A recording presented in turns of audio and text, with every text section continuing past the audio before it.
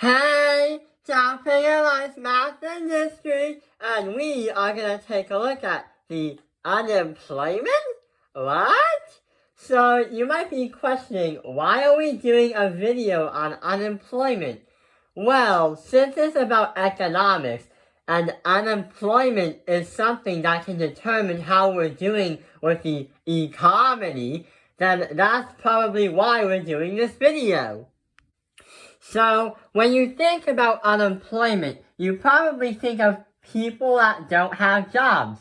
Well, that is correct, but let's dig a little bit deeper in that definition. So, what does employment mean? Well, if you have a job, that means that you're employed. But if you don't have a job, that means you're unemployed. In fact, the meaning does not count people that don't have a job. For example, a 16-year-old person that doesn't have a job but also doesn't look for a job is not in the global workforce. So if you're not looking for a job, or if you're not doing anything to research or get one, that means you're not part of this. Someone that has a job but got fired but is still looking for one would count as this because they're still trying to make an effort to get one. So, to better understand how we calculate unemployment, there are some formulas that we're going to take a look at. But before that, there is a diagram that we're going to show. So here is the diagram. It has 3 boxes. Those that are employed, those that have a job, those that are looking for a job, unemployment, and also not in the workforce, people that don't have a job and are not making an effort to research for a job. So there are a few things that are in this that we can learn about. We can learn about how to calculate the workforce, and we can also learn about how to calculate the adult population. So from the chart here, or from the picture, it shows that the workforce is going to consist both of people who have a job and those who are looking for a job, employed and unemployed. So we can understand that the formula for that is the labor force, or the workforce, is equal to the number of employed people and added by the number of unemployed people. The other thing we can take a look at is the adult population, and that consists all the boxes combined. So to understand the sum of it, or something like it, we have to add all these numbers, and if a country was calculating all of it, it would have 124 million in the adult population, because it means everything. So now let's actually get to a scenario of a country and see if we can learn the 4 different formulas. This is one of them. Labor force equals employed plus unemployed people. So here's some information and a scenario. Here are 2 countries. One is real, one is fiction that I kind of made up. There are adult populations, labor force, employed, unemployed, employment rate, and labor force participation rate. What we're going to do is learn about the different formulas of how this chart got this answer. And oh yeah, to make this easy for a start, we're going to use Union of Taiping as a fictional nation because the numbers are a lot smaller than the thousands with Japan. So we're going to start that off, but then switch over to Japan to get a more complex idea of how we do this. So the Union of Taiping is a micronation that I made up. Many people tend to do micronations as like a little hobby, where they get to claim their own lands and have fun with it. So the first formula we're going to use is going to be the unemployment rate. And how we do that is unemployment happens when we have the number of unemployed people and we have to divide everything by the entire labor force. And we have to multiply that by 100.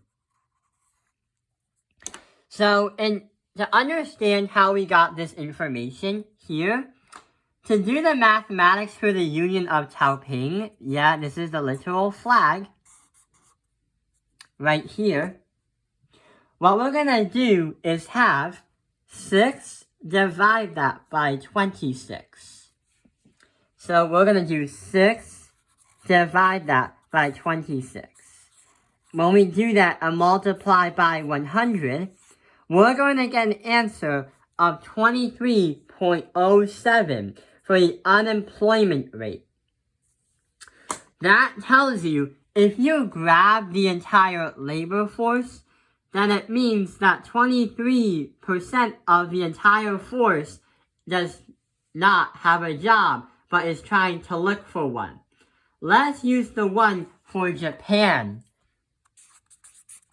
We're trying to learn and experiment with a fictional scenario and a real scenario.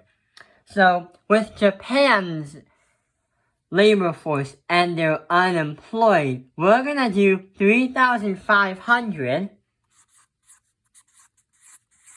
and divide everything by 66,010.